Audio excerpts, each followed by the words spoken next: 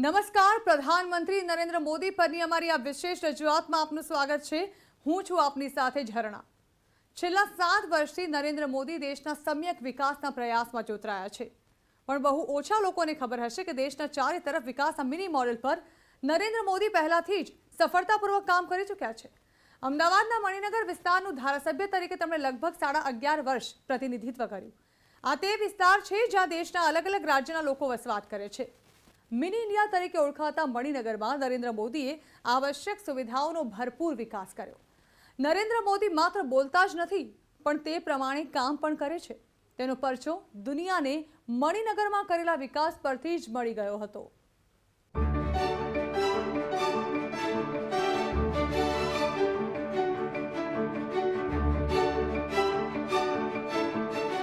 ગુજરાતના પ્રાચીન શહેર વડનગરમાં રહેનાર એક યુવકે જ્યારે ઘર પરિવારનો મોહ છોડીને 1969-70ના સમયમાં અમદાવાદ તરફ પ્રસ્થાન કર્યું હતું, ત્યારે તે યુવકને ક્યાં ખબર હતી કે તે આ જ વિસ્તારમાં એક સમયે મુખ્યમંત્રીની ભૂમિકામાં ચૂંટણી લડવા આવશે। આ તે જ વિસ્તાર હતો જ્યાં પ્રચારક તરીકે તેમણે ઔપચારિક સંઘ જીવનની શરૂઆત કરી હતી। ભાગ્યે જ તે સમયે નરેન્દ્ર મોદી કે તેમના માર્ગદર્શક લક્ષ્મણરાવ ઇનામદાર ઉર્ફે વકીલ સાહેબે આ વિશે વિચાર કર્યો હતો, જેમના માર્ગદર્શનમાં નરેન્દ્ર મોદીએ 1971થી સંઘ પ્રચારક તરીકે ગુજરાતના અલગ અલગ ભાગમાં સમાજ સેવાનું કાર્ય કર્યું હતું। અમદાવાદ તે જ શહેર છે જ્યાં 1986માં સંઘમાંથી ભાજપમાં આવ્યાના કેટલાક મહિનાની અંદર મોદીએ પ્રથમ વખત અમદાવાદ નગર નિગમમાં ભાજપને સત્તા અપાવી હતી। અહીંથી મોદીએ રાજનીતિક જીવનમાં રફતાર પકડી અને ક્યારેય પાછું વળીને જોયું નથી। મણિનગરમાં સંઘના પ્રચારક તરીકે નરેન્દ્ર મોદી 1971માં રહેવા આવ્યા હતા, તો તેમનું સરનામું મણિનગર સંઘ કાર્યાલય હતું, જે આગામી 3 દશક સુધી રહ્યું હતું। એટલે મણિનગર વિધાનસભા બેઠકથી નરેન્દ્ર મોદીએ ચૂંટણી લડી ત્યારે આ વિસ્તારથી તેઓ અજાણ નહોતા। 2002માં પહેલી વાર મણિનગરની સીટ લડ્યા, બીજી વાર 2007 અને ત્રીજી વાર 2012। હવે નરેન્દ્રભાઈનું અહીંયા વર્ષોથી સંઘ કાર્યાલય રહેવાનું થતું હતું અને મોટાભાગના વિસ્તાર એમના ફેમિલિયર હતા અને એના કારણે મણિનગરની એમને સીટ પસંદ કરી છે એવું મને લાગે છે।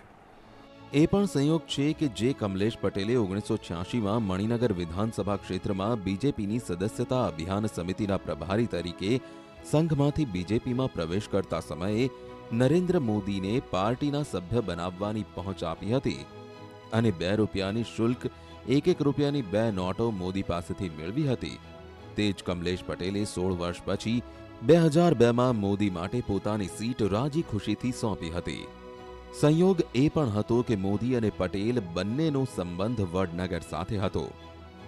મોદીનો જન્મ વડનગરમાં થયો હતો, તો પટેલના માતા પિતા વડનગરથી અમદાવાદ શિફ્ટ થયા હતા। સદસ્યતા અભિયાન ભારતીય જનતા પાર્ટીમાં એ વખતે 2 રૂપિયાની સ્લીપો ભરી અને સદસ્યતા અભિયાનની શરૂઆત કરવામાં આવી હતી।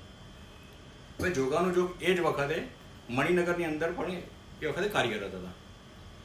તે વખતે તેમને કમલેશભાઈ પટેલને 2 રૂપિયા આપી અને સદસ્યતા અભિયાનની અંદર અને ભારતીય જનતા પાર્ટીના સભ્ય બનાવ્યા હતા। પણ તમે જોગાનું જોગ જુઓ તમે કે જ્યારે કમલેશભાઈ પટેલ મણિનગરની અંદર વિધાનસભા તરીકે ચૂંટાઈ અને ગયા અને સંજોગો વસાત 2000ની અંદર જ્યારે નરેન્દ્ર મોદીને 2001ની અંદર નરેન્દ્રભાઈ મોદીને મુખ્યમંત્રી તરીકે ગુજરાતની અંદર ફરીથી પ્રસ્થાપિત કરવા માટે નેતૃત્વએ જવાબદારી સોંપી।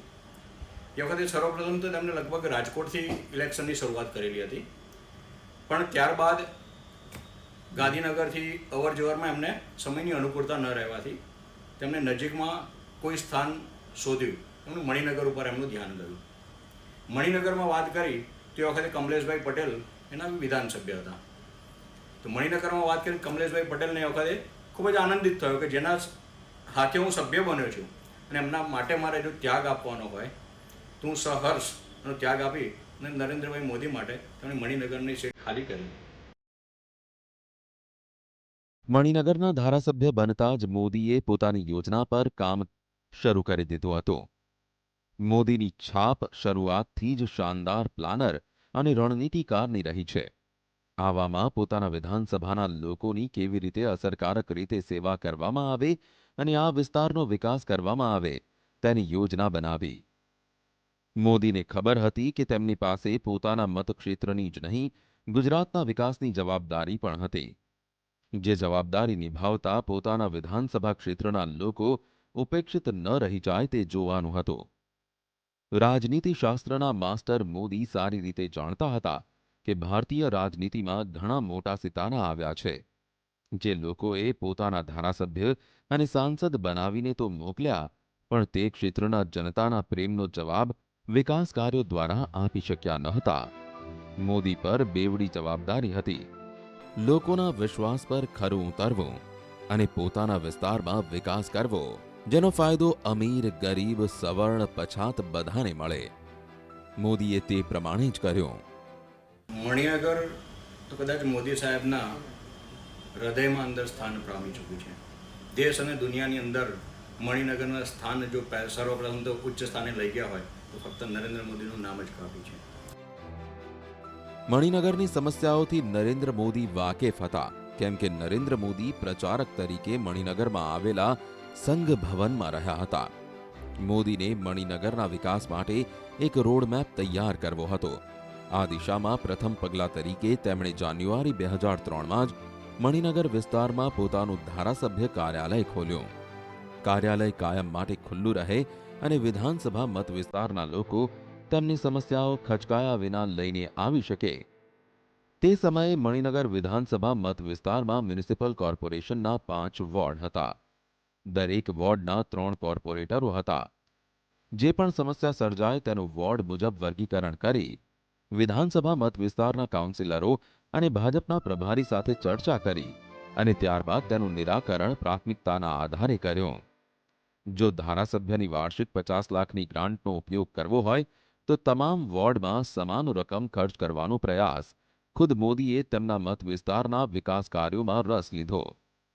ગુજરાતના મુખ્યમંત્રી અને ભાજપના મુખ્ય નેતા તરીકે તેઓ ગુજરાતમાં અને દેશમાં વ્યસ્ત હોવા છતાં દર પખવાડિયામાં મણિનગર માટે અડધો દિવસ ફાળવતા હતા. તે દિવસે તમામ સંબંધિત અધિકારીઓ સાથે લોકોની સમસ્યાઓ હલ કરતા અને નવી અને જૂની યોજનાઓની સમીક્ષા કરતા.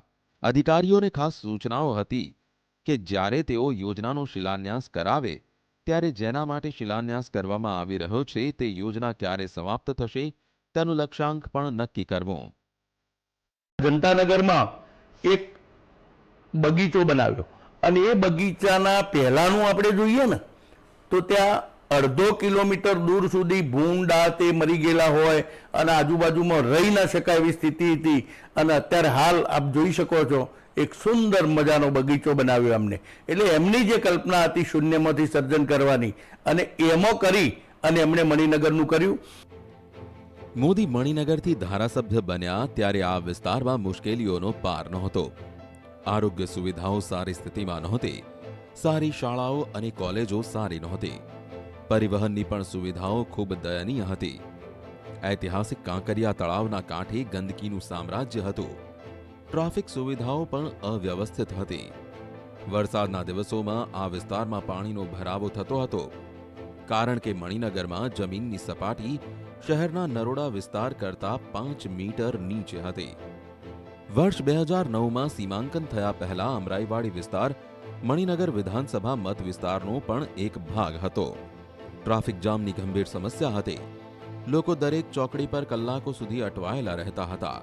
ત્યારે નરેન્દ્ર મોદીએ નવા બ્રિજો બનાવી રસ્તાઓનું નવીનીકરણ કરી ટ્રાફિકની ચિંતા કરી. એમણે આપણે જોઈએ તો કાંકરિયા છે, એના પછી Balwantrai hall, Kushabhau Thackeray hall, Shyamaprasad Vasavada hall એનું રિનોવેશન હોય, એના પછી BRTS હોય, એના પછી 2 બ્રિજ હોય ગુરુજી બ્રિજ, નાથાલાલ ઝઘડા બ્રિજ, આમ ટ્રાફિકની પણ એમણે ચિંતા કરી.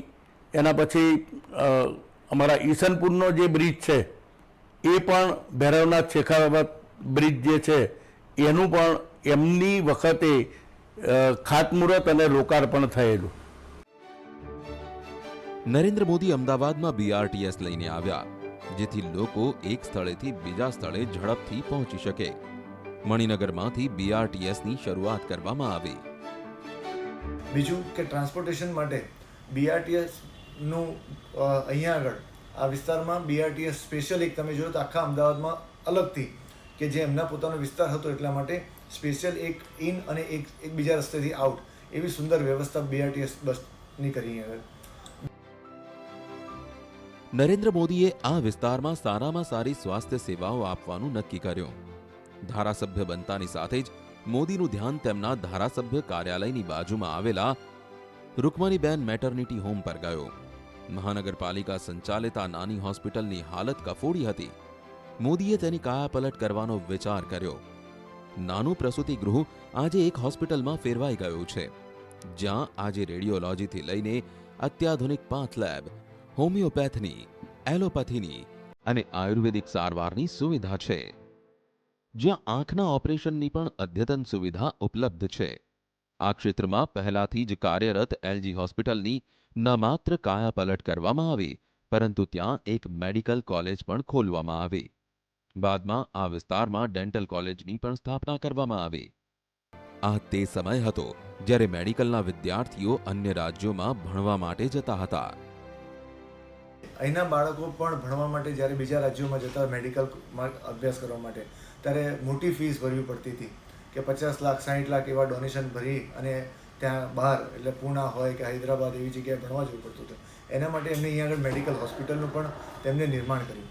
સાથે સાથે બીજી એમને કે ભાઈ સુખ શાંતિ માટે પોલીસ સ્ટેશન, તો પોલીસ સ્ટેશન જે પહેલાંની પરિસ્થિતિ હતી આજનું પોલીસ સ્ટેશન તમે જુઓ તો એ પણ એમને નવનિર્મિત એમના સમય દરમિયાન બન્યું. બીજું કે ટ્રાન્સપોર્ટેશન માટે BRTSનું અહીંયા આગળ આ વિસ્તારમાં BRTS સ્પેશિયલ એક તમે જોયો તો આખા અમદાવાદમાં અલગથી કે જે એમના પોતાનો વિસ્તાર હતો એટલા માટે સ્પેશિયલ એક ઇન અને એક બીજા રસ્તેથી આઉટ એવી સુંદર વ્યવસ્થા BRTS બસની કરી આગળ. ઐતિહાસિક કાંકરિયા તળાવનો ફરીથી વિકાસ એ નરેન્દ્ર મોદીના મણિનગર પ્રોજેક્ટનો સૌથી મહત્વપૂર્ણ ભાગ હતો. સલ્તનત સમયગાળામાં બાંધવામાં આવેલું આ કાંકરિયા તળાવ 21મી સદી આવતા સુધીમાં ગંદકીનો પર્યાય બની ગયું હતું. તળાવની અંદરનું પાણી ગંદુ અને કિનારો પણ ગંદકીથી ભરેલો હતો. મોદીએ મ્યુનિસિપલ કોર્પોરેશનની સાથે મળી તળાવ અને તેની આસપાસના વિસ્તારોના પુનર્વિકાસની યોજના બનાવી હતી. પ્રખ્યાત આર્કિટેક્ટ વિમલ પટેલ આ પ્રોજેક્ટ સાથે જોડાયા હતા. તળાવના પાણીમાં ઓક્સિજનનું સ્તર વધારવા માટે સાધનો સ્થાપિત કરવામાં આવ્યા હતા. કિનારાઓ પર સુંદર પથ્થરો લગાવવામાં આવ્યા હતા. એક ભાગમાં બટરફ્લાય પાર્કની રચના કરવામાં આવી. બીજા ભાગમાં અત્યાધુનિક સ્કેટિંગ રિંગ સહિતની તમામ રમતોની સુવિધાઓ. હિલિયમ બલૂન દ્વારા લોકો અમદાવાદનો આકાશી નજારો જોવા લાગ્યા. કાંકરિયાના કાંઠે અટલ એક્સપ્રેસ નામની મિની ટ્રેન પણ 2 જોડીમાં દોડવા લાગી, જેના કોચ લંડનથી ખરીદાયા. ખાણીપીણીથી લઈને બટરફ્લાય પાર્ક, તેના કારણે કાંકરિયા તળાવનું ચિત્ર બદલાઈ ગયું. આદરણીય નરેન્દ્રભાઈનું એવું છે કે જ્યારે એમની કલ્પના હતી એ બધા કરતાં આખી વિશિષ્ટ હતી.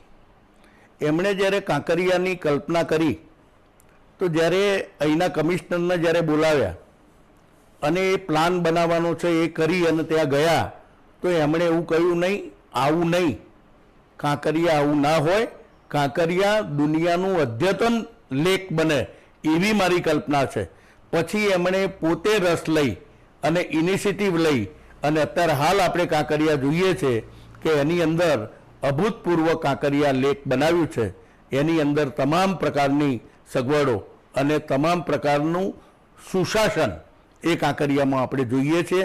એમણે અટલજીના જન્મદિવસે એની શરૂઆત કરી અને અટલ એક્સપ્રેસ ટ્રેનની પણ અટલજીના જન્મદિવસે શરૂઆત કરી. એ આ અટલજી માટે એમનો ખૂબ મોટો લગાવ હતો. આશરે 30 કરોડના ખર્ચે કાંકરિયા તળાવના નવા વિકાસ પ્રોજેક્ટની કામગીરી પૂર્ણ થયા પછી મોદીએ આ તળાવના કાંઠે વર્ષ 2008થી વાર્ષિક કાંકરિયા કાર્નિવલનું પણ આયોજન મહાપાલિકાના સહયોગથી કરવાનું શરૂ કર્યું હતું. 25 ડિસેમ્બરથી 31 ડિસેમ્બર દરમિયાન યોજાતો આ કાર્યક્રમ લોકમેળો બની ગયો.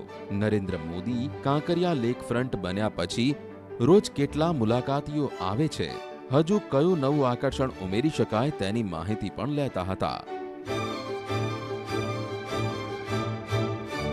નરેન્દ્ર મોદીની જે કલ્પના હતી કે કાંકરિયા લેક ફ્રન્ટ કેવું હોવું જોઈએ, કારણ કે અમદાવાદ શહેરના મણિનગર વિસ્તારમાં આવેલું આ કાંકરિયા લેક એ કોઈ અલગ રીતે જ ઓળખાતું હતું, પરંતુ નરેન્દ્ર મોદી ગુજરાતની કમાન સંભાળે છે અને સાથે જ મણિનગરના તેઓ ધારાસભ્ય બને છે. તેની પહેલી પ્રાયોરિટી હતી કે કાંકરિયા લેક ફ્રન્ટનો કઈ રીતે વિકાસ કરવો અને કાંકરિયા કાર્નિવલનો ઉત્સવ કઈ રીતે કરવો. આ પરિકલ્પનાને કારણે જ આજે વિશ્વભરના જે પ્રવાસીઓ આવી રહ્યા છે તેના ફલક ઉપર એક હંમેશા માટે હોય છે કે કાંકરિયા લેક ફ્રન્ટ જોવું, કાંકરિયા લેક ફ્રન્ટને જોવું. અને એ જે વિકાસની હરણફાળ છે તે નરેન્દ્ર મોદીએ અહીં કરી હતી અને મનાઈ રહ્યું છે કે પહેલી વખત જ્યારે તેઓ રાજ્યના સીએમ બને છે અને મણિનગરના તેઓ અહીં ધારાસભ્ય તરીકે આવે છે, તેની પહેલી વાત તેઓ કાંકરિયા લેક ફ્રન્ટના ડેવલપની કરે છે અને પોતાની પરિકલ્પનાથી આજે કાંકરિયા લેક ફ્રન્ટ એટલું સુંદર બનાવવામાં આવ્યું છે કે બહારથી પણ લોકો, પ્રવાસીઓ, સહેલાણીઓ કાંકરિયા લેક ફ્રન્ટને માત્ર એક ઝલક લેવા માટે જ અહીં લોકો આવે છે.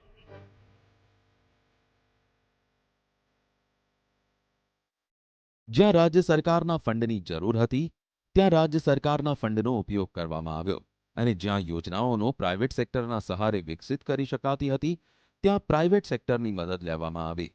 પરિણામ એ આવ્યું કે લગભગ 11.5 વર્ષની અંદર મણિનગરની તસવીર બદલાઈ ગઈ, જે મણિનગરના લોકો આજે પણ યાદ કરે છે.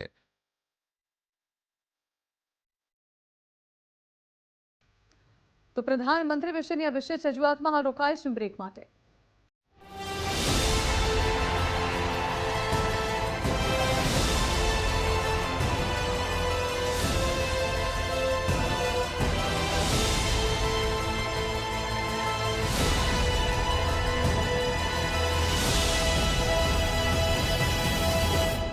ષડયંત્ર અને નાર્કોટિક્સના ગુનાના બિલાલ અહેમદ કાશ્મીરી અને મોહમ્મદ હુસૈનની ધરપકડ.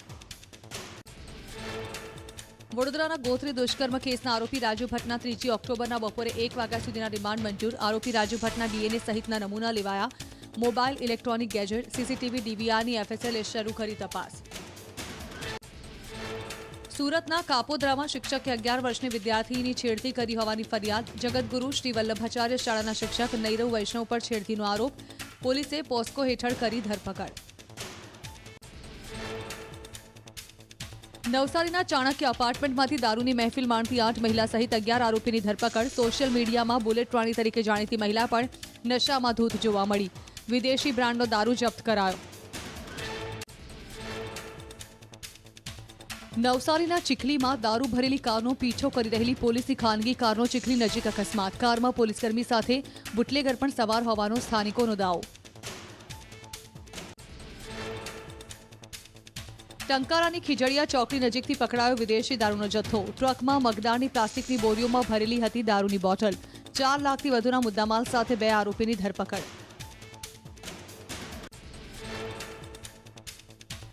રાજુલાના ધારેશ્વર ગામે સિંહે 50થી વધુ ઘેટાનું મારણ કરતા મચ્યો હાહાકાર.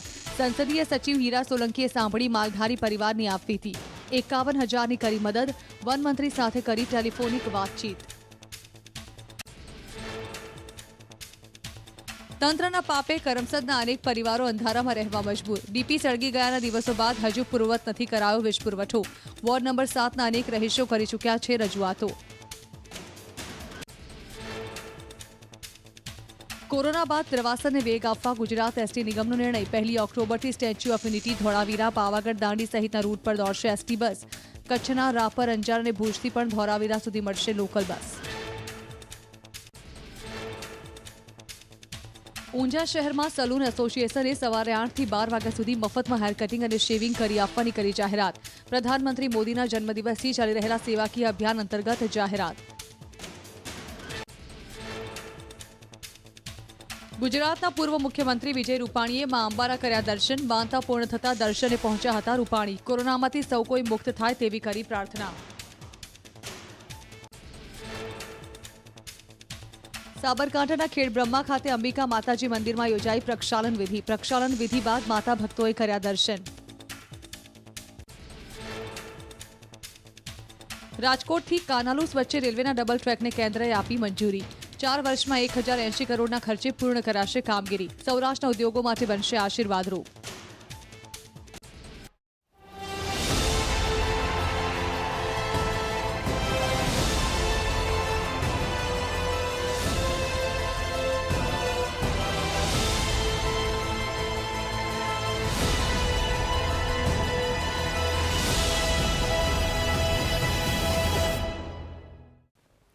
નરેન્દ્ર મોદી પ્રચારક હતા ત્યારે લોકો સાથે સીધું જોડાણ સાધતા. જનપ્રતિનિધિ અને મુખ્યમંત્રી બન્યા તો પણ લોકો સાથે સીધું જોડાણ સાધવાનો પ્રયાસ કર્યો. મોદીએ મણિનગરમાં વિકાસ કાર્યો કરવાની સાથે સાથે પાર્ટીના કાર્યકર્તાઓનો ઉત્સાહ વધારવા માટે પહોંચી જતા હતા.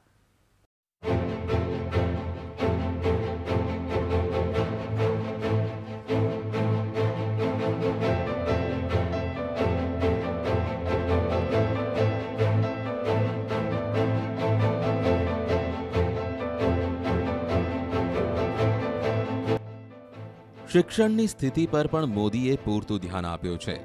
મ્યુનિસિપલ પ્રાથમિક શાળાઓને આધુનિક બનાવવામાં આવે, જે કોઈ પણ ખાનગી શાળાને ટક્કર આપી શકે, જ્યાં ગુજરાતી સાથે અંગ્રેજી પણ શીખવાડવામાં આવે છે. નાના બાળકો માટે રમતગમત અને મનોરંજનની વ્યવસ્થા કરવામાં આવે.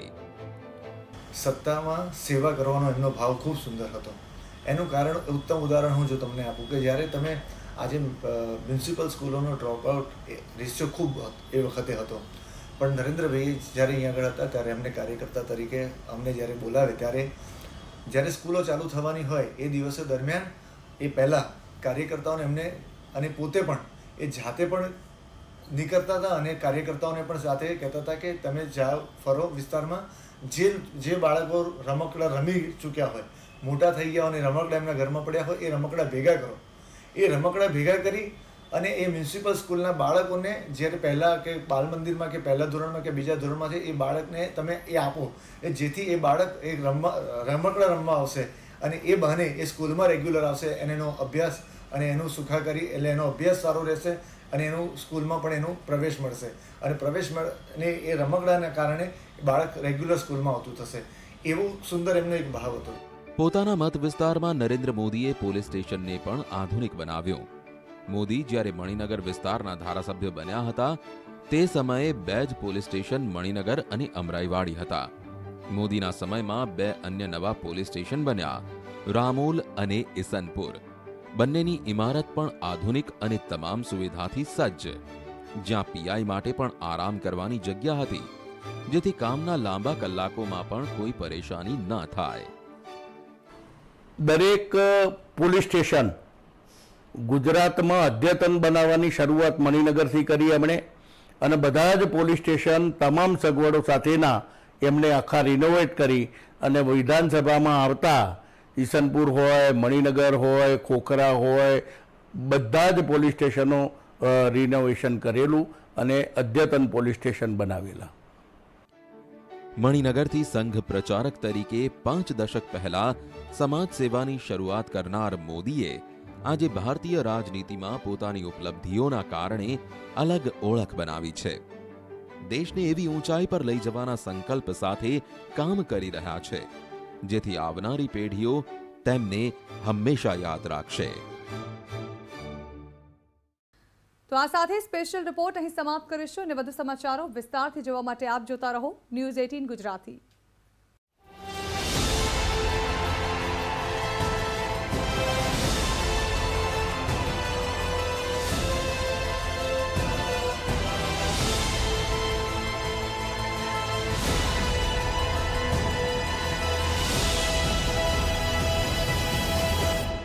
દારૂનો જથ્થો